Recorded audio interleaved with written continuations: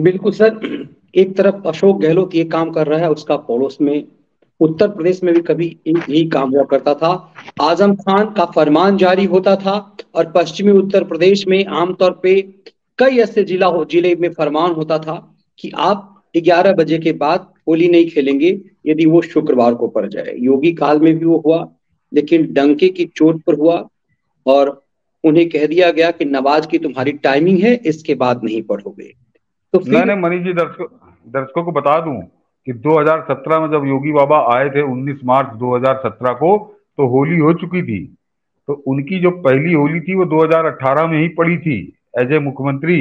और उस दिन होली वाले दिन शुक्रवार था, जुमे की नमाज। तो कोई परहेज नहीं किया था। होली योगी बाबा ने बहुत खुलकर कहा था कि तुम्हारी नमाज हर हफ्ते होती है और होली साल में एक बार होती है, इसलिए नमाज का समय 2 घंटे बढ़ा लो।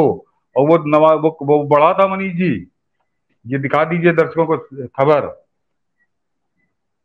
उत्तर ये प्रदेश में होली के चलते मुस्लिम धर्मगुरु ने नमाज का समय बदलने की अपील की। उन्होंने खुद अपील कर ली।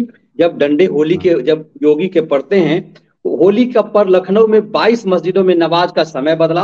होली के चलते लखनऊ में 22 मस्जिदों में के बदले जुमे की नमाज बढ़ाने का समय, नई टाइमिंग जान लीजिए। ये अखबारों ने बता दिया कि किस टाइम में आपको जुमे की, बिल्कुल सही है।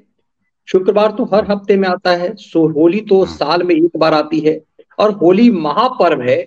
और वो एक आपका एक हफ्ते भर की पूजा का मामला है। उसके बाद भी तमाम राज्यों में या खास करके उत्तर प्रदेश में आजम खान की फरमान होती थी और ये खेला होता था। योगी से कोई सीख क्यों नहीं ले पाता है? नहीं मनीष जी, वही बता रहा हूँ कि ये 2018 में तो पहली होली थी, तब योगी बाबा ने किया था। और अभी 2022 में पिछले साल जबकि चुनावी मौसम था, योगी बाबा उस 22 में भी शुक्रवार को पड़ी थी। उन्होंने कहा था कि समय बढ़ाइए, होली नहीं रुकेगी क्योंकि साल में एक बार होती है। तो मनीष जी, ये फर्क है योगी और गहलोत के शासन में या भाजपा और कांग्रेस के सोच में। ये जो पूछ कहते हैं तो वास्तव में हिंदू क्यों ना वोट दे। जो हिंदू अगर इस उदाहरण के बाद, गहलोत और योगी के उदाहरण के बाद, अगर इसके बावजूद कोई हिंदू कांग्रेस को वोट देता है तो लानत है उसके हिंदू होने पे, लानत है उसके हिंदू होने पे।